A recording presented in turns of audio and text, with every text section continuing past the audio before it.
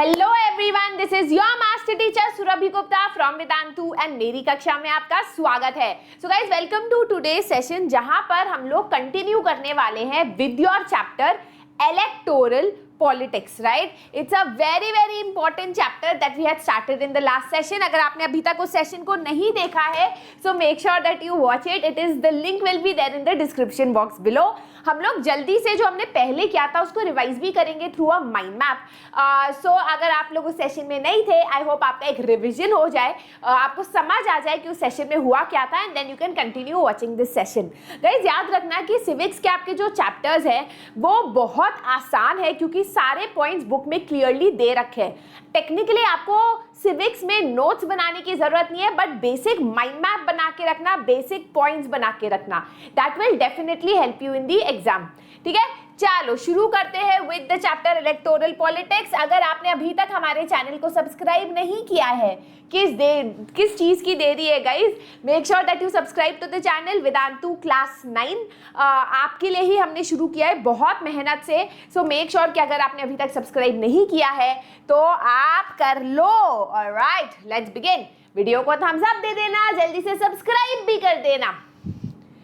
चलो तो गाइस, अगर हम इस हफ्ते का स्केड्यूल देखें तो आप देखोगे कि हमने क्लास 9 सैंपल पेपर एनालिसिस ये बचा हुआ है। We might do it on a Sunday, will see, है ना। हमने Nazism and rise of Hitler का 15 मिनट 20 मिनट वीडियो ऑलरेडी इस चैनल पे आ गया है, वो देख लेना। ड्रेनेज चैप्टर का 15 मिनट वीडियो भी इस चैप्टर पे आ गया है, वो भी देख लेना। और इलेक्टोरल पॉलिटिक्स तो as I told you has already been started.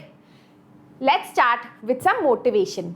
Review your goals twice every day in order to be focused on achieving them. ये बहुत ज़्यादा अच्छी बात है। मैं बार बार कहती हूँ बच्चों से कि फोकस इस पे मत करो कि आप कितने घंटे पढ़ रहे हो सकता है आप 4 घंटे पढ़ रहे हो सकता है आप 10 घंटे पढ़ रहे हो। इंस्टेड फोकस ऑन कि आपने अचीव क्या किया है, आपका गोल क्या है। हो सकता है आपका गोल है कि पहले मेरे 70 आते थे, अब मुझे 80 लाने हैं, है ना। तो आप उस गोल को बार बार देखो, जिससे आप मोटिवेट हो पढ़ने के लिए, जिससे आपको पता चले what is the reason behind you studying. जब आपको रीजन पता होता है ना, तो आप दौड़ते जरूर हो। अगर मैं ऐसे ही दौड़ रही हूँ तो फिर मैं रनर हूँ, बट अगर मेरे पीछे शेर दौड़ रहा है खाने के लिए, तो I know a reason why I should run faster. तो what is your reason to study more? वो जो गोल है आपका, उसको रिव्यू करते रहो, ठीक है। चलो, let us start with electoral politics. जल्दी जल्दी से एक बेसिक सा हम लोग एक फ्रेमवर्क बनाएंगे। This will also tell you how to revise any chapter. ठीक है, एक बार आपने चैप्टर पढ़ लिया, समझ लिया, तो आपको उसको रिवाइज कैसे करना चाहिए, आपको उसके नोट्स कैसे बनाने चाहिए। ठीक है, तो इस चैप्टर में सबसे हमने पहले पढ़ा था व्हाई इलेक्शंस, कि हमें इलेक्शंस की जरूरत ही क्या है, क्या इलेक्शंस के बिना क्या डेमोक्रेसी एग्जिस्ट कर सकती है। तो हमने कहा था कि देखो, अगर इलेक्शंस नहीं होंगे तो हम सबको साथ में मिलकर डिसीजंस लेने होंगे। बट सोसाइटी कॉम्प्लेक्स हो गई है, पॉसिबल नहीं है, क्योंकि इतनी डाइवर्सिटी, इतनी पॉपुलेशन है। उसके अलावा सब लोग पॉलिटिकली मोटिवेटेड नहीं होते, सबको पॉलिटिक्स में इंटरेस्ट नहीं होता, कुछ लोगों को पता नहीं होगा कि देश के लिए अच्छा क्या है। सो ये पॉसिबल नहीं है। तो elections gives us the most democratic way of choosing our representative. हमने ये भी देखा कि इलेक्शंस में हम कैंडिडेट्स कैसे चूज करेंगे। तो किसी ने बोला कि आप सबसे ज्यादा नॉलेजेबल और केपेबल इंसान को भी चूज कर सकते हो एज योर लीडर, है ना। आपके समाज में जो सबसे ज्यादा नॉलेजेबल है, पर आप वो जज कैसे करोगे कि वो नॉलेजेबल है, केपेबल है, या उससे ज्यादा कोई है ना। बहुत मुश्किल होगा। तो elections provides a mechanism through which हम अपने फेवरेट कैंडिडेट को पावर पोजीशन में चूज कर सकते हैं, और वो रिप्रेजेंटेटिव हमारे लिए डिसीजन ले सकता है। ठीक है, that is the why elections. दूसरा हमने पढ़ा what makes an election democratic, है ना। इलेक्शन जो है डेमोक्रेटिक कैसे बनता है, राइट। इसके जल्दी से अगर आपको पॉइंट्स बताने हो, आप क्या बताओगे? What makes an election democratic? Just a second guys.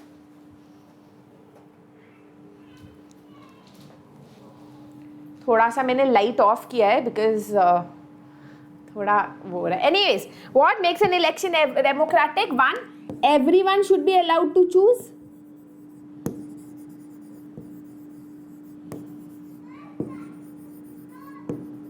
है ना, everyone should be allowed to choose. ऐसा नहीं होना चाहिए कि जस्ट बिकॉज आप गरीब हो या आप किसी और धर्म के हो आपको इलेक्शन में पार्ट नहीं लेने दिया जा रहा।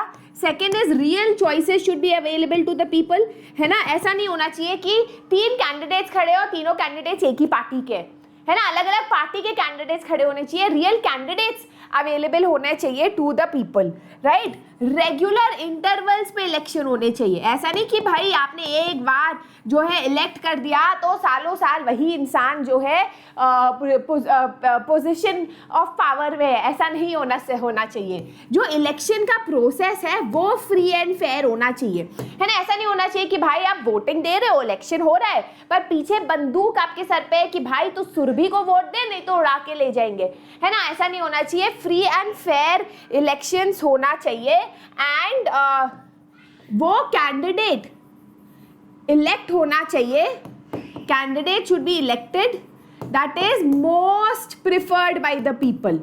मतलब ऐसा नहीं होना चाहिए कि इलेक्शंस तो हो रहे हैं बट चाहे कोई जीते ना जीते सुरभि मैम ही लीडर बनेगी, है ना। इलेक्शन प्रोसेस हम कर रहे हैं free and fair regular interval, पर सुरभि मैम ही डिसीजन ले रही है, ऐसा नहीं होना चाहिए ना।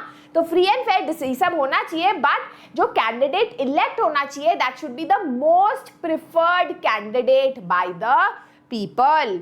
फिर हमने क्या पढ़ा, चलो हम लोग इसको ना मैं इरेज कर रही हूँ, I hope you guys are getting how to make your notes, ठीक है।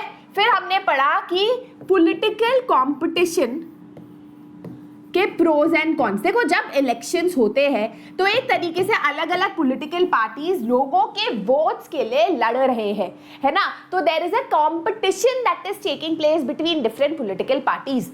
तो क्या ये अच्छी बात है, क्या ये पॉजिटिव है, तो क्या ये नेगेटिव है? तो गाइस दोनों है, जैसे इंसान में पॉजिटिव और नेगेटिव क्वालिटीज होती है तो पॉलिटिकल कंपटीशन में भी there is both positive and negative, है ना। तो अगर हम लोग पॉजिटिव पहले नेगेटिव पे चलते हैं। नेगेटिव ये है कि ये लोगों को डिवाइड करती है,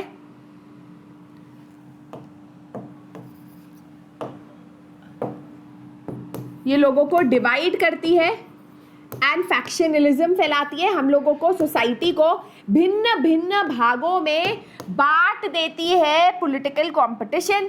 दूसरा है डिसयूनिटी क्रिएट करती है लोगों के बीच में, राइट। तीसरा है जो पॉलिटिकल पार्टी है वो डर्टी ट्रिक्स प्ले करती है in order to win elections और एक दूसरे के ऊपर एलिगेशंस लगाती है, ठीक है। So all of these are your important points. तो पहला है कि डिवाइड्स पीपल, फैक्शनलिज्म प्रमोट करता है, डिसयूनिटी फैलाती है, राइटिंग काफ़ी बुरी हो रही है अभी, sorry, and political parties dirty tricks खेलते हैं, एक दूसरे के ऊपर एलिगेशंस लगाते हैं in order to win elections. Positive क्या है कि political competition provides incentives to political leaders to perform well या to perform for the welfare of the people। क्योंकि देखो पॉलिटिकल लीडर्स को पता है कि अगर हमने इन 5 साल में अच्छे काम नहीं किए, अपने वादे पूरे नहीं किए, तो अगले इलेक्शन में लोग हमें इसी सीट से जो जहाँ पर हमें बिठाया है वहाँ से धक्के मार के निकाल देंगे। तो ये एक तरीके से जो कंपटीशन होता है ये एक पॉजिटिव है बिकॉज ये इंसेंटिव देता है to our political leaders to do that duty. तो हमारे कॉन्स्टिट्यूशन मेकर्स को पता था कि पॉलिटिकल कंपटीशन से सब नेगेटिव है, पर उन्हें लगा कि in the long term political competition अच्छा है क्योंकि वो एक इंसेंटिव प्रोवाइड करता है हमारे पॉलिटिकल लीडर्स को to do that duty. And हम वी कैन नॉट, देखो मतलब हो सकता है कि एक इंसान सच में देश के लिए कुछ अच्छा करना चाहे बट हम सिर्फ उस पर डिपेंडेंट नहीं हो सकते, हमें थोड़ा और मोटिवेशन देना चाहिए लीडर्स को that they do well, that they do their work, right. तो हमने पहले ये पढ़ा, फिर हमने अपने सिस्टम के बारे में पढ़ा, राइट। इंडियन इलेक्टोरल प्रोसेस, जल्दी से बता दो क्या क्या स्टेप्स है इंडियन इलेक्टोरल प्रोसेस में। गाइस अगर आप लोग नहीं थे जब मैंने ये चैप्टर कराया था तो उसका लिंक नीचे डिस्क्रिप्शन बॉक्स में है, उसको देख लो, ठीक है। तो सबसे पहले क्या होता है, आपकी इलेक्टोरल कॉन्स्टिट्यूएंसीज बनती है,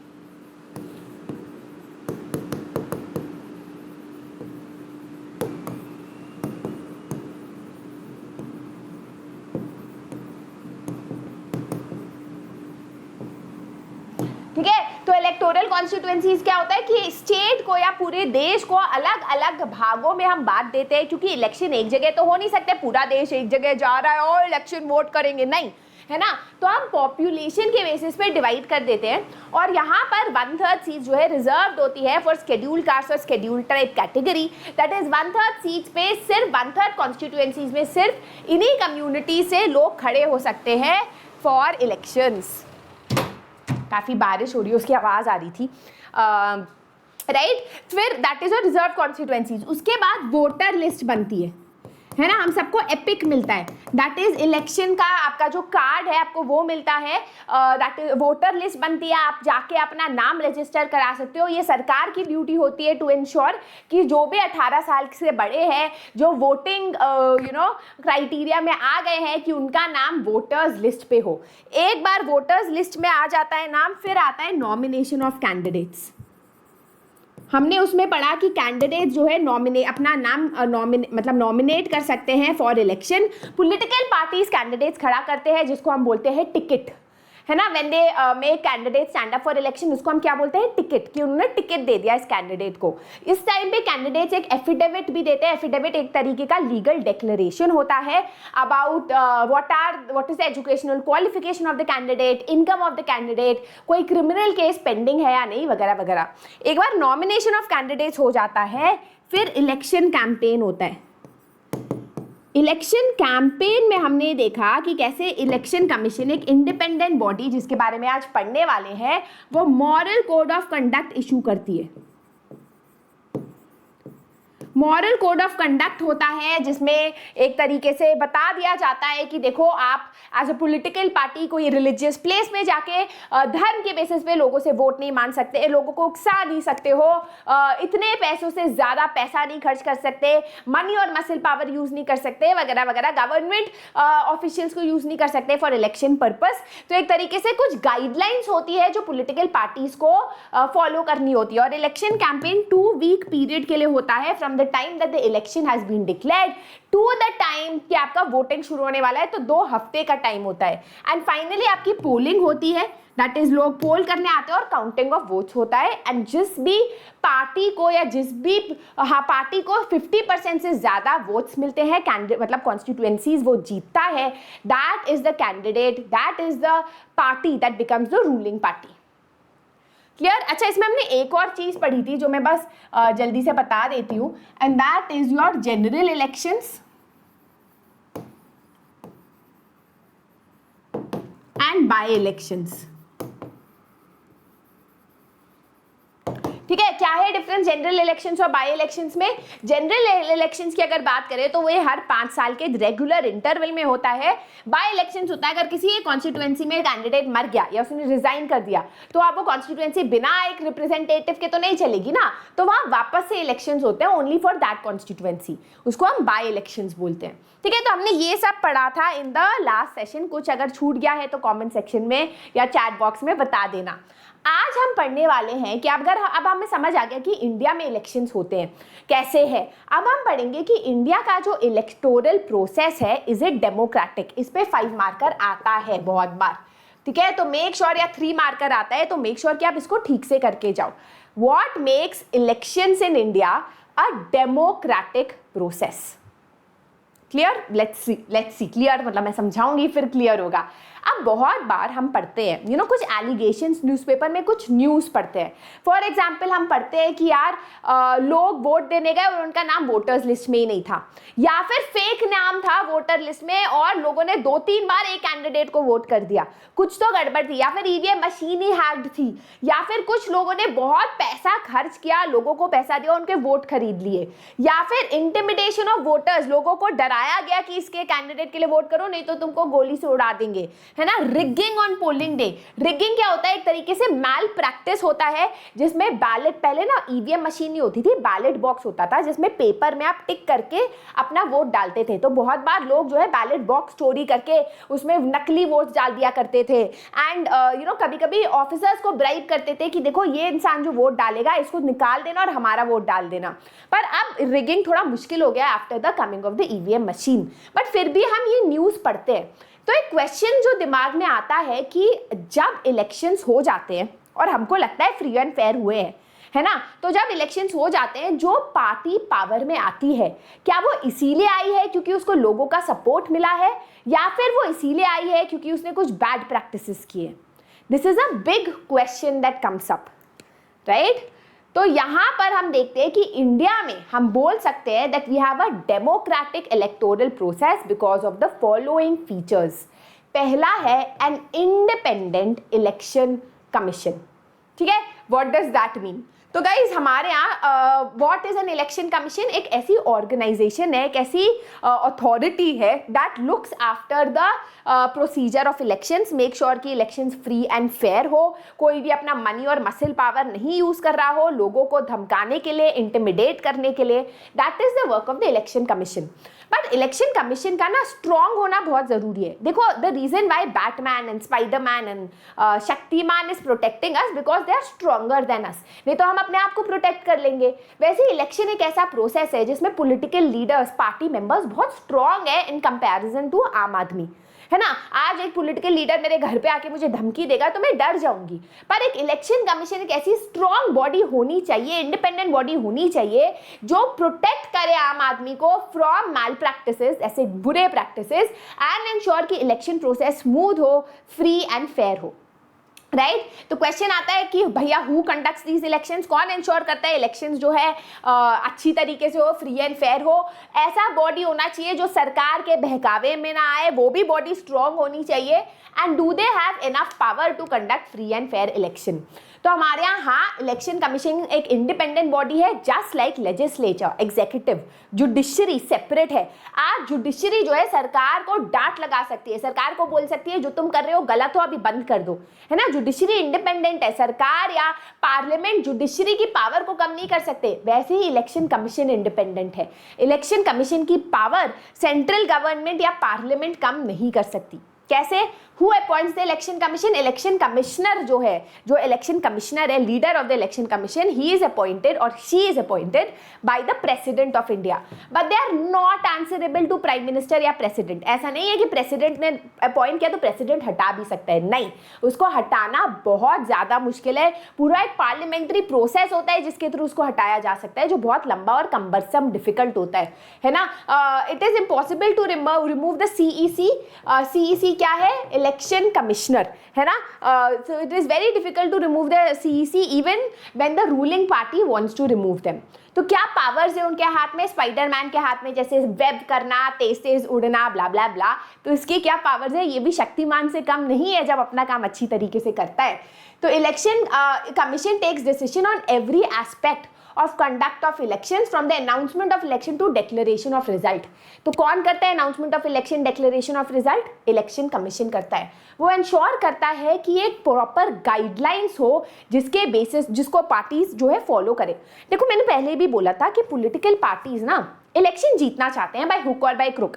अब वो कुछ भी बोलते हैं, कभी कभी औरतों के अगेंस्ट कुछ खराब बातें बोलते हैं, कुछ धर्म के अगेंस्ट खराब बातें बोलते हैं, ऐसे तो लोगों में राइट्स हो जाएंगे। पॉलिटिकल पार्टीज को क्या, उनको तो जीतना है, राइट। तो यहाँ पर इलेक्शन कमीशन का एक मेजर रोल आता है टू एंश्योर कि कोई भी पॉलिटिकल पार्टी लोगों की भावनाओं का फायदा ना उठाए, वो एक proper code of conduct follow करे, एंड कोई पार्टी उसे वायलेट करती है तो पूरे पार्टी या किसी कैंडिडेट को इलेक्शन कमीशन रेस्ट्रिगेट कर सकता है, हटा सकता है from elections, right. During the election period EC can order the government also to follow some guidelines. जैसे अभी अगर बीजेपी सरकार है, कल को इलेक्शन आता है, तो बीजेपी सरकार के पास बहुत पावर है क्योंकि इट इज इन पावर ना, उसके पास इतने ऑफिसर्स है, पुलिस है, पैसा है, तो उन पैसों का, पुलिस का यूज करके अपने इलेक्शन कैंपेन को बढ़ा सकती है।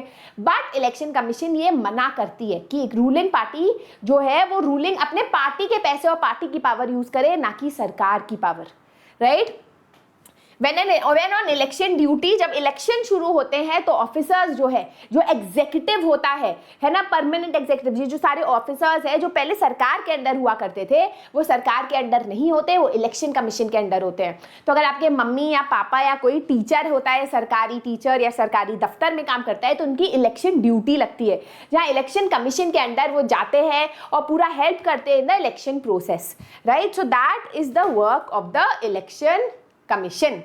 In the last 25 years, Election Commission has begun to exercise all its powers and expanded. पिछले 25 साल में इलेक्शन कमीशन ने फ्लेक्स किया है. जैसे होता है ना, शुरू में इलेक्शन कमीशन आया था, थोड़ा डरा डरा रहता था, एक ही पार्टी एग्जिस्ट करती थी, बट पिछले 25 साल में इलेक्शन कमीशन बड़ा हो गया है, स्ट्रांग हो गया है, एंड वो सरकार को रेप्रिमांड करता है. रेप्रिमांड मतलब डांटता भी है बहुत बार कि जो तुम कर रहे हो वो गलत है, तुम्हारा एडमिनिस्ट्रेशन गलत काम कर रहा है. इलेक्शन कमीशन चाहे तो पूरा का पूरा इलेक्शन वापस से करा सकता है, ये बोल के कि इलेक्शन फ्री एंड फेयर नहीं था. It has that much power, right? The ruling party often does not like what the EC does, but they have to obey it. This would not have happened if EC was not independent and powerful. आज जो ruling party है, शायद हो सकता है कि उसको election commission की बातें अच्छी ना लग रही हो, बात ना अच्छी लगे, फॉलो तो उसे इलेक्शन कमीशन की ही बात करनी पड़ेगी, क्योंकि अगर उसने, मतलब दैट इज व्हाट शोज कि election commission is strong and powerful in our country. तो आप बोल सकते हो कि यस, हमारे यहाँ इलेक्टोरल प्रोसेस डेमोक्रेटिक है, क्योंकि उसको ओवरसी करने के लिए एक इंडिपेंडेंट अथॉरिटी है जैसे इलेक्शन कमीशन. उसकी पावर्स लिखो, that is your first point. Second point is popular participation. देखो, इलेक्टोरल प्रोसेस में आप पार्ट तभी लेते हो जब आपको भरोसा होता है अपने इलेक्टोरल प्रोसेस पे. जैसे लेट अस से कि आपके स्कूल में इलेक्शंस हो रहे हैं, है ना. अब दो लोग खड़े हैं, एक है राम, एक है सीता. अब आपको पता है कि सीता ही जीतेगी, क्योंकि सीता जो है प्रिंसिपल की लड़की है. आपको पता है कि भाई आप सब लोग राम को वोट दे दोगे, बट सीता ही जीतेगी क्योंकि वो प्रिंसिपल की बेटी है. तो आप कहोगे वोट देने का फायदा ही क्या है ना. You will not vote because you do not have trust in the system.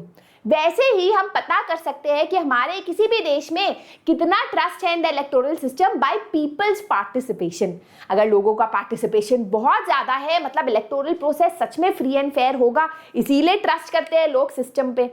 भाई ये कैमरा ना बाल बांध लिए लगता है, इसलिए ऐसे कर रहा है. Just a second. ओए,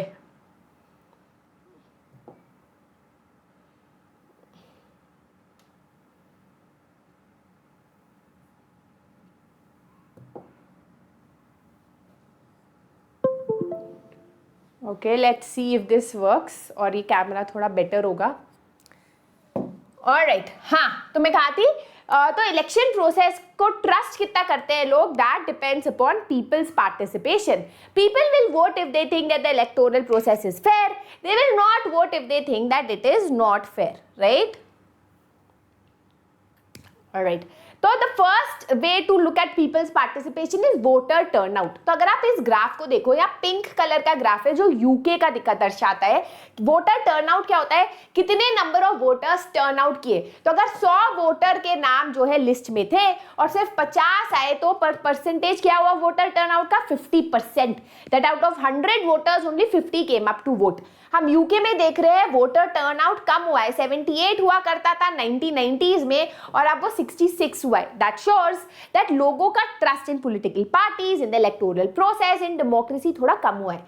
इंडिया की बात करें तो या तो वो बढ़ा है या सेम रहा है ना. 56 हुआ करता था, 66, और कभी कभी तो हमें 75% भी वोटर टर्नआउट दिखता है, राइट. दैट शोज कि people actually trust the electoral process, और हमारे देश में सच में सिस्टम थोड़ा फ्री एंड फेयर होगा, इसीलिए तो लोगों का ट्रस्ट है ना. अच्छा, हमने एक और चीज देखी है. नॉर्मली अगर आप डेवलप्ड कंट्रीज में देखो, जैसे यूनाइटेड स्टेट्स हो गया, इंग्लैंड हो गया, वहां पर जो अमीर लोग हैं, जो प्रिविलेज्ड क्लास है, जैसे व्हाइट्स हो गए, वो लोग ज्यादा वोट देते हैं. इंडिया की अगर हम बात करें तो इंडिया में अपर कास्ट ज्यादा वोट नहीं देते, अमीर लोग ज्यादा वोट नहीं देते. पता है कौन ज्यादा वोट देता है, गरीब लोग, है ना. People belonging to lower caste, right, to scheduled tribes, these are the people who give more votes, because उनको ऐसा लगता है कि उनकी वोट की वैल्यू है. उनको ऐसा लगता है कि वोट करके ज्यादा नंबर में वो पॉलिटिकल पार्टीज को अपनी तरफ परसुएट करते हैं. और ये बहुत बहुत बहुत इंपॉर्टेंट पॉइंट है. पता है, जैसे for example I am now living in a society जो थोड़ी मिडिल क्लास से हल्की सी ऊपर है. I can see people around me, है ना. मैं अकेली वहां पड़ी रहती हूँ, भाई वोट दो, बाकी लोग वोट नहीं देते. आई सी इट, है ना. And the reason for that is, उनको लगता है कि पॉलिटिकल लीडर्स उनके लिए कुछ करेंगे नहीं. बट बात यह है कि पॉलिटिकल लीडर्स आपके लिए कुछ करेंगे ही नहीं, क्योंकि आप वोट नहीं देते, है ना. आज लेटर से आप पॉलिटिकल लीडर हो, आपको जीतना है, तो आप क्या करोगे, आप प्रॉमिसेस ऐसे करोगे, उन लोगों को प्रॉमिस करोगे, वादे करोगे जो आपको पता है आपको वोट देंगे. अब आपको पता है कि ये लोग वोट ही नहीं देंगे, तो आप उनके पास ही नहीं जाओगे, है ना। तो उनको पता है, जो गरीब लोग हैं, जो लोअर कास्ट है, शेड्यूल्ड ट्राइब है, शेड्यूल्ड कास्ट है, उनको पता है कि उनकी वोट की क्या वैल्यू है, वो कैसे पॉलिटिकल लीडर्स को परसुएड कर सकते हैं कि उनके वेलफेयर के लिए पॉलिसीज निकाले, उनके वेलबींग के लिए पॉलिसीज निकाले, उनके हित में पॉलिसी निकाले, इसीलिए वो वोट देने जाते हैं, राइट। तो वोटर टर्नआउट इन इंडिया अगर आप देखो SC ST का ज्यादा है as compare to upper caste, but अगर आप यूएस में देखो तो व्हाइट्स का ज्यादा है एज कंपेयर टू ब्लैक और हिस्पैनिक। हिस्पैनिक मतलब जैसे जो मैक्सिकन लोग होते हैं, right. Alright, third is participation on the basis of party. अब इंडिया में एक और चीज देखी गई है कि इंडिया में ना थोड़ा सा एलिजियंस है towards a political party. Allegiance मतलब प्रेम, लॉयल्टी, है ना। आप देखोगे अपने घर में ही कि लोग बड़ा खुल्लम खुल्ला बोलते हैं कि हम तो कांग्रेस, आम आदमी, बीजेपी, सुरभि मैम फॉलोअर है ना। खुल्लम बोलते हैं लोग, और लोग बल्कि प्रिफर करते हैं to not like, they don't say कि हम ऐसे पार्टी को वोट करेंगे जो ये करेगा, नहीं, वो कहेंगे हम इसी पार्टी को वोट करेंगे क्योंकि हमें पता है यही पार्टी हम देश को आगे ले जा सकती है। तो इसीलिए भी काफी बड़ा वोटर टर्नआउट होता है इंडिया में, काफी ज्यादा ट्रस्ट है लोगों को इलेक्टोरल प्रोसेस में, क्योंकि इंडिया में पार्टी लॉयल्टी काफी देखने को हमें मिलती है। बल्कि यहाँ पर ये तो मैंने बोल दिया है, यहाँ पर आप देखियो 1 out of every 7 voters is a member of a political party. एक 7 लोगों में से एक इंसान पॉलिटिकल पार्टी का मेंबर भी होता है। So that is the amount of trust people have in the electoral process, और इंटरेस्ट भी। तो अगर आप यहाँ लिखोगे those who participated in any election related activity in India, चाहे वो कैंपेन में हेल्प करना हो, तो it has only seen an increase in India. पहले 8 लोग करा करते थे, अब 32 people out of 100 are taking part in the electoral process in election campaigns. So all of this shows कि इलेक्टोरल प्रोसेस में लोगों का काफी ज्यादा पब्लिक पार्टिसिपेशन है। बाल खोल लूं क्या? Anyways, the third point is acceptance of election outcome. देखो, लेट अस से कि आज आप में और मेरे में, हम दोनों कैंडिडेट्स और इलेक्शन हो रहा है और मैं जीत जाती हूँ, और आपको पता है मैं इसलिए जीती हूँ, आपको ऐसा लगता है क्योंकि मैंने लोगों के वोट खरीदे हैं, क्योंकि बंदूक की नोक पे मैंने लोगों से वोट कराया। तो आप क्या कहोगे? मैं नहीं मानूंगा, ये गलत है, ये चीटिंग है। आप ऐसे कहोगे ना, आप कहोगे कि ये गलत है, ये नहीं बन सकती, ये लीडर नहीं बन सकती। तो पर अगर आपने नहीं माना, अगर आपने एक्सेप्ट किया कि हाँ यार इसको ज्यादा वोट्स मिले, तो इसका मतलब इलेक्टोरल प्रोसेस फेयर था। So when the opposition party accepts the political outcome, है ना, that means the electoral process was fair, right? तो यही इंडिया में देखने को आ रहा है। इंडिया में अगर आप देखो तो आप देखोगे कि ज्यादा से ज्यादा रूलिंग पार्टी हमेशा अगले इलेक्शन में लूज करती है। बीजेपी इज एन एक्सेप्शन जो इतने टाइम से आ रही है, बट नॉर्मली क्या होता था कि जैसे कोई भी स्टेट, कर्नाटका को ही देख लो, पहले टर्म में कांग्रेस आती है, फिर बीजेपी आती है, फिर कांग्रेस आती है, फिर बीजेपी आती है, फिर कांग्रेस आती है, फिर बीजेपी आती है ना। तो there is an equal chance of winning and losing, और लूजिंग पार्टी हमेशा इलेक्शन रिजल्ट को एक्सेप्ट करती है। And this acceptance is a reflection of how democratic are electoral processes, कि हमारा इलेक्टोरल प्रोसेस लोकतंत्र है, लोकप्रिय है, एक तरीके से फ्री एंड फेयर है, इसीलिए हम उसका रिजल्ट एक्सेप्ट करते हैं, right. Every 2 out of 3 elections held in the last 25 years, the ruling party has lost, right? US में ऐसा नहीं होता, बल्कि यूएस में काफी एक इंटरेस्टिंग चीज है, जो सिटिंग प्रेसिडेंट होता है ना, आज तक ये सिटिंग प्रेसिडेंट 2 इलेक्शंस मिनिमम जीता ही जीता है। ऐसा कभी नहीं हुआ कि एन इनकम्बेंट मतलब बैठा हुआ प्रेसिडेंट, पावर में जो प्रेसिडेंट है या पार्टी है, वो हारी हो। हमेशा हर 4 साल वहां इलेक्शंस होते हैं, एटलीस्ट 8 साल का टर्म एक पार्टी रखती है, एक प्रेसिडेंट रखता है।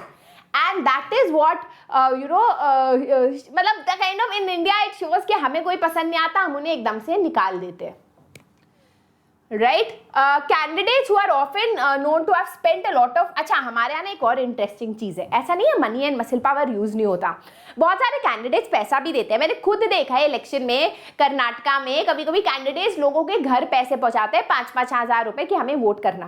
पर हम हैं भारतीय, हम कहेंगे भाई तुम हमें पैसा दो, हम पैसा रख लेंगे, पर हम वोट उसको करेंगे जो हमें पसंद है है ना, that is the beauty of India, right. पैसा देना है दे दो, पर हम वोट उसी को करेंगे जो हमें पसंद है, तुम क्या कर लोगे, right. So that is often also what happens कि हाँ कुछ लोगों के पास क्रिमिनल क्रिमिनल केसेस है, कुछ लोगों के पास क्रिमिनल कनेक्शंस है, पैसा का वो यूज करते हैं, बट फिर भी वो इलेक्शन हार जाते हैं, राइट।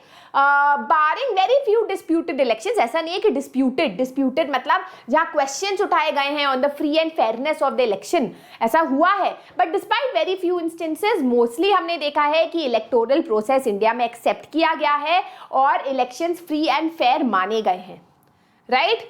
अब आपको 3 पॉइंट्स इसका मतलब समझ आ गए, why in India we can say electoral process is democratic. पहला है आपका इंडिपेंडेंट इलेक्शन कमीशन, दूसरा है increasing public participation in the electoral process, वो ट्रस्ट दिखाता है, तीसरा है, अभी तो क्या हमने कि तीसरा है,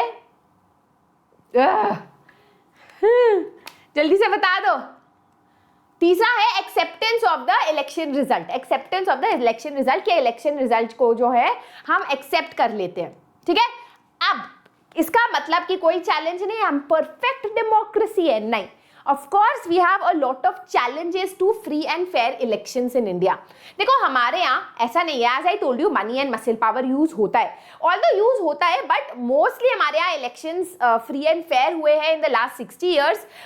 हम बोल सकते हैं electoral democratic process रहा है, but there are still a few questions that should come to your mind. पहला, are the voters getting a real choice, ठीक है इलेक्शन फ्री एंड फेयर है, बट एक और फीचर था डेमोक्रेटिक इलेक्शन का जब मैं माइंड मैप करा रही थी, क्या था कि वोटर्स को एक अच्छी चॉइस मिलनी चाहिए, ये नहीं कि भाई 2 अमरूद खड़े हो गए, एक छोटा एक बड़ा, है ना, ऐसा नहीं होना चाहिए, राइट। एक होना चाहिए कि एक प्रॉपर वेराइटी ऑफ ऑप्शंस हो वोटर्स के पास, राइट। क्या हमें वो मिलता है?